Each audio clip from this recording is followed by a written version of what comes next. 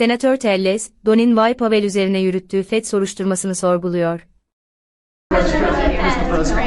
On the Fed, should the DOJ continue with its investigation into Jay Powell? That seems to be a sticking point for Senator Telles. Well, he's got a building that, I build buildings and I build them under budget, ahead of schedule.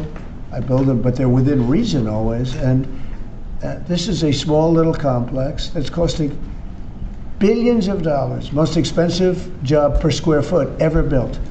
And it's a little complex, it's a little Fed complex. I built the hotel on Pennsylvania Avenue, and I built it for around $200 million, and it's bigger than that. They're spending many times that amount to do a renovation of a building. I've heard numbers as high as $4 billion. $4 billion to build a building.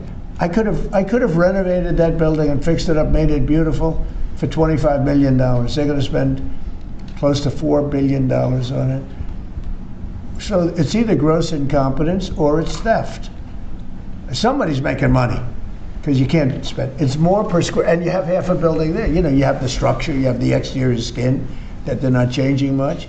They're building a building and they're spending almost, I'm hearing numbers of between $3 and $4 billion. It's the most expensive structure ever built per square foot. So he's either incompetent or he or somebody is a crook.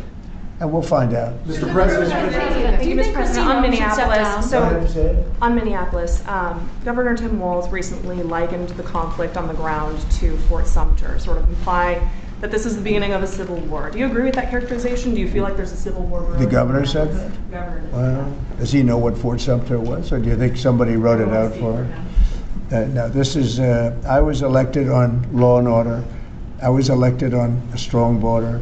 We had a border that allowed 25 million people to come in. Many were murderers. They murdered people. We had 11,888 murderers. We had prisons, including Venezuela, but Venezuela opened its prisons. So did the Congo. The Congo in Africa opened its prisons. They dumped people into our country. Many countries did that. I would have done that if I were leading a country. I would have dumped the prisoners into our country. We had open borders. We had all these things. I was elected on law and order. I was elected on the economy. I was elected on a lot of reasons. Because when I took over, we inherited a mess. Prices were too high. Inflation was the highest it was in 48 years. I say ever, but the media always corrects me by saying it's only 48 years. I think 48 years almost sounds worse. But when I was elected to do a job. And one of the big things I was elected to do is law and order. We now have the lowest crime rate in the history of our country. We have the lowest murder rate in the history of our country. We have Washington, D.C., which was a dangerous place to walk, is now a totally safe city. You can walk with your husband or your wife. You can walk with your children right down the middle of the city. Nothing's going to happen. We did a great job. We had the National Guard. We have soldiers. We have people that nobody's going to mess with. And we've taken out. Remember, it's not just that. In Washington, we've removed over 2,000 criminals. And if you look at the numbers, a very small percentage of your population, 2%, 3% of your population causes 90% of the crime. So when you move it's amazing how that works. But the criminals go over and over and over again. So 2 to 3% of your population can cause over 90% of your crime. So it's not that complex. We moved 2,000 people out of Washington. We brought them back to their countries where they came from. They came through open borders by sleepy Joe Biden. And I will tell you, Washington is safe. If you look at New Orleans, as you know, we went there about 4 weeks ago. I was with the mayor of New Orleans last night. He was at the premiere, and she was at the premiere. She was great.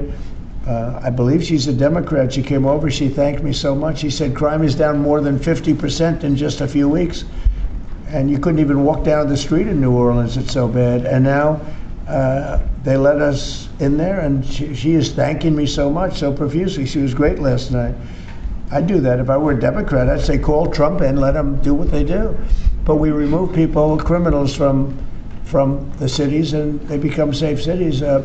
If you look at Minneapolis, we have crime down there because we took out thousands of people, despite all the mess and everything else.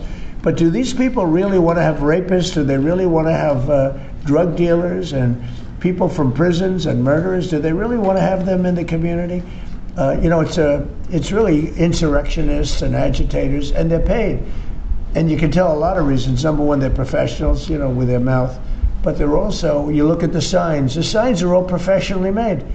They have signs that are gorgeous. In fact, I want to get the sign because I need a lot of signs for different things, and I want to find out whoever does their signs, they do a beautiful job. Everybody has this beautiful sign with brand new wood.